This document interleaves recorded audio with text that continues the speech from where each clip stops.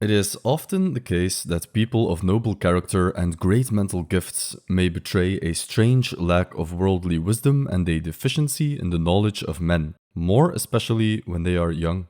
We're all familiar with the archetype of the absent-minded professor. A recurring stock character in fiction, the absent-minded professor is the prototypical genius, great at what he does, but horrible at being a normal human being. The website TV Tropes has a great write-up on the character, plus a huge database of examples of absent-minded professors in fiction. Thales of Miletus, considered by many to be the first philosopher in the Greek tradition, is said to have been so engrossed in philosophical thought while looking up at the stars that he didn't notice the well in front of him, and he promptly fell down into it. Schopenhauer also noticed this tendency of great geniuses to be absent-minded or otherwise ill-equipped to deal with the social realities of day-to-day life. The phenomenon arises because the genius takes a bird's-eye view of humanity. The genius rises above the petty concerns of man. He is preoccupied with the world in its totality, not in its parts. All of existence poses a riddle to him. What time does such a person have to concern himself with gossip,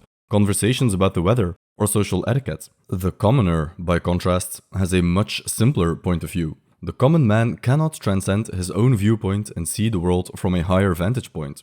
The commoner is stuck with his own individuality and only looks at the world from his own selfish perspective.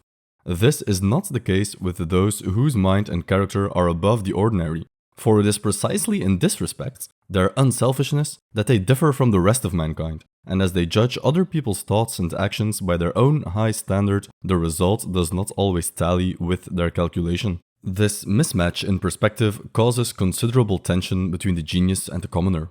And sooner or later, the genius will have to come to the realization that he is better off alone. Schopenhauer is an unashamed elitist. To him, the common people, the great mass of men, are contemptible. They are mean, crass, concern themselves with pointless distractions, they don't think about life, their position in the world and universe, nor do they contemplate the mystery of existence. He writes for an audience that is able to rise above the level of the common man. And in that capacity, his writings are filled with advice on how to deal with commoners. Advice from one genius to another. If you come across any special trait of meanness or stupidity, in life or in literature, you must be careful not to let it annoy or distress you, but to look upon it merely as an addition to your knowledge, a new fact to be considered in studying the character of humanity. Your attitude towards it will be that of a mineralogist who stumbles upon a very characteristic specimen of a mineral. This attitude of stoic detachment and emotional invulnerability also appears in Schopenhauer's essay on solitude and being alone. There is a link in the description to a video we've done on the subject. The genius delights in the contemplation of Platonic ideas. In other words, the genius is removed from the ordinary world of day-to-day experience. He has attained a height which is unachievable to the great mass of men. Not everyone can be a philosopher, a poet, or a scientist. And even fewer people still can be good philosophers, poets, or scientists. Great minds are like eagles and build their nest in some lofty solitude. The good news is, by simply being interested in these transcendent subjects, you are already above the commoner, at least in Schopenhauer's estimation.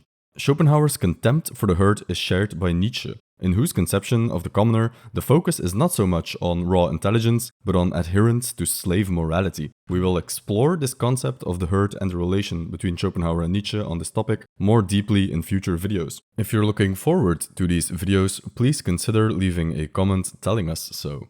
It lets us know that our efforts in making these videos will not be wasted.